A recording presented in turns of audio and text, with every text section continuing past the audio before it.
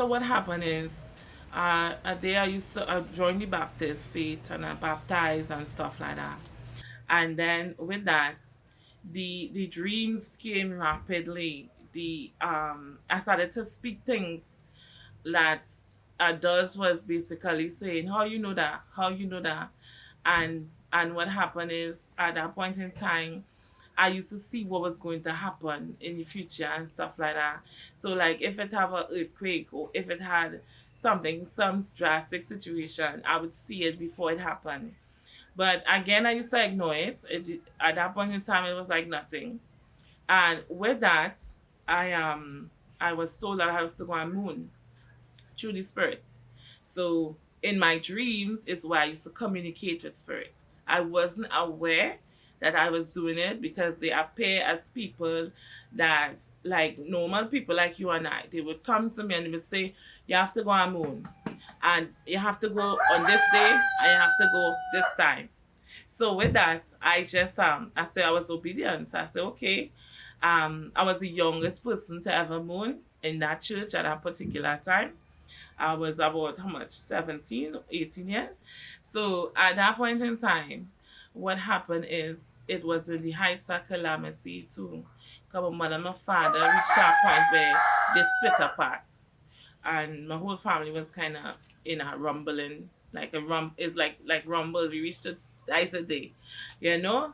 Um, so what happened is I went and I meet a man called Moses. They sent me to him through my dreams again. So a man came to me and said, listen, you need to go and meet this man. And they told me who I am.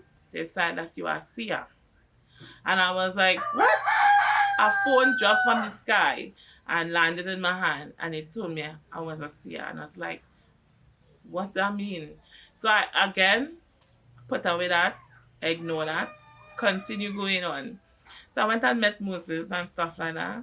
And he told me, he said, I will help you. Because he told me I've been battling certain forces that was coming against me and that I'm gifted. I didn't even understand what he was talking about. And then he said, I will help you. And with that, I was told to moon by him.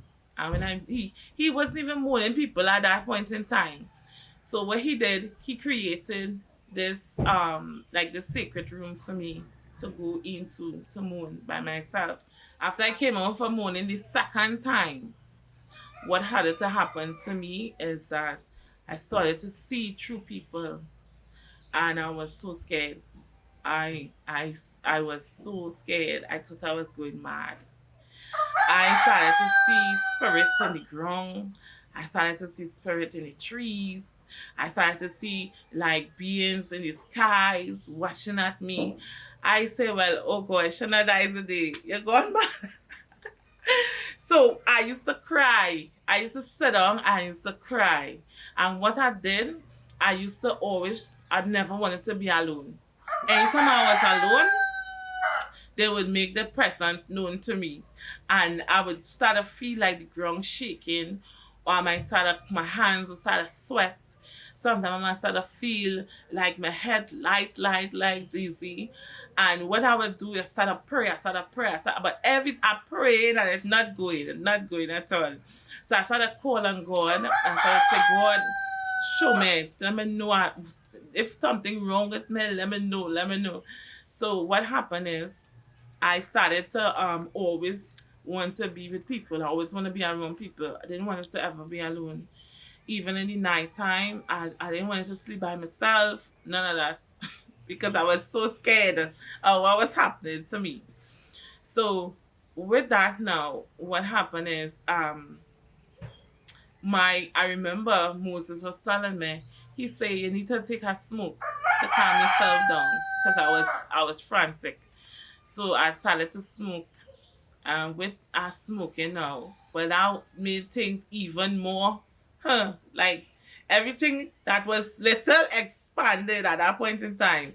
So with that, like normal people would smoke and them would be good, but when I smoke, I would start to see things like beyond this world that had me so spooked that I went back to the Bible. I went back to the Bible because I was saying, how come the Bible not explaining these things? What this is about? And with that, my spiritual father, who was Moses at that time, he started to tell me, stop worrying, just breathe. He said, you need to breathe. You're panicking too much. And I remember this woman came from St. Vincent, and she said, listen to me. She said, you know what you have? Because I was splitting to she was crying. I said, Mother, I don't know what's wrong with me. Or I need to help me. What's something wrong with me? She said, no. She said, nothing wrong with you. She's saying, you have eyes of faith. You are gifted to see what other people cannot see. You understand? And with that now, I started to say, okay, so let me see if I could try to control my breathing, try to control what is happening with me, and realize that I cannot run from it. Because at that time, I tried to run from spirit, but anytime, everywhere I go, they was there. I was literally, it's like you run into nowhere, can't really hide. You understand? On my spiritual road, before I become Mother Sunrise, a lot of times I came off my road because I didn't want it to walk this path. Many times I wanted to be normal like everybody else. And I tried to be normal. I tried to go. I used to work in an office, you know, just be like everybody else. But then what happened is Spirit was always talking to me, always saying something to me. And with that, I tried on several occasions to do lives. But again, I was learning a lesson to accept myself for who I am. A lot of time, people out here hide their true self because they're afraid to be judged. They're afraid that the world laugh at the way how they see life. Laugh and maybe discriminate, maybe look at them as if there is something wrong with them. But the thing about it is, I came to learn and understand to accept me for who I am, and basically to embrace all of me. So that is the side where that is in your hidden part of yourself, which is your inner world. And then I started to say, okay, it don't matter what they had to say anymore, because life is on this realm is just for a short period of time. So then why would I hold myself down? And why would I deny this world my true self just to fit in like everybody else? It's okay that this one wouldn't like me, or it's okay that this person mightn't, you know, have the same view that I view, or may not look at God the same way I look at God. It's okay. But I know there are people out there like me who's struggling to deal with their gifts, who's struggling to deal with the spirituality, who not understanding what it is they facing. They're struggling to say, how do I come out and speak and say, this is what Spirit showing me, when it is in the normal, mundane world, it is acceptable to be this way. But then strange things happening to you, Spirit speaking to you, you're going through all different transformation within yourself. And you're asking yourself, who would understand me? Who would understand what it is I'm going through? And is it what I'm facing? Is it something wrong? Is it something evil? If it's something, you understand? So with that, I had a conversation. Myself, Spirit was talking to me. God was revealing to me and let me know, this is how I created you. And your eyes, the way how you view, is something that you must share with the world, and let them see for themselves, and let them take what they want, and they can leave the rest. But this is my truth. This is how I see God. This is how Spirit show me who God is. And this is what I learn and develop through time. So the thing about it is, each and every one of us, we see through the doorway of our eyes, which is like our soul. We do not see life the same way all the time. Most people find that you must live life as they see life, but life is not so. Each person have their view of how they see life. That is why they just tell you, Your vibe attract your tribe.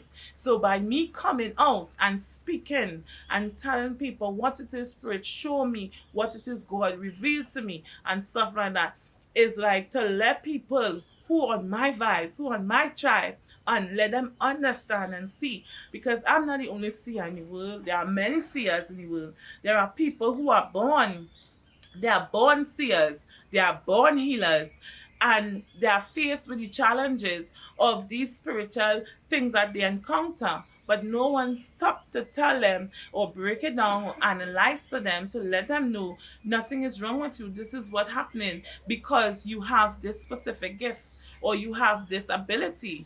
It's like a awakening that takes place within every human being, but it doesn't happen at the same time. Because from what I've observed through my life, coming to this point, is that we human beings are the channeler of God's energy upon the earth. So then it basically lets you know that you is God walking upon the earth.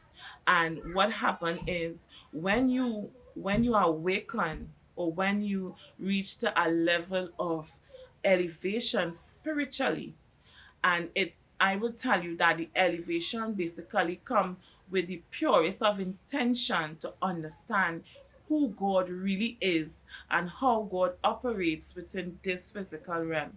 Because as I told you, when I was a child, I had a desire to understand why people behave. What caused this energy? Was this spirit that talking to me? Why is this them telling me all these things? So with that is a drive to understand wisdom. And with that is like I ask the universe, teach me and show me truth. Because I remember as a Christian, the transformation is very difficult because when you grow up believing only in Jesus Christ, and when other spirit come to you and speak to you and show you certain things that are not written in the Bible, it then makes you question back yourself. It then makes you question back all what you believe and was taught from since you is young. And it's like a falling of a tower that happens, that I'm not saying you forget everything, but it's like on a next level of seeing God in a different way, in a more divine way, in a more spiritual way, other than where the church will teach you just basic knowledge of understanding God or basic knowledge of understanding spirituality or spirit world, the spirit world in a sense.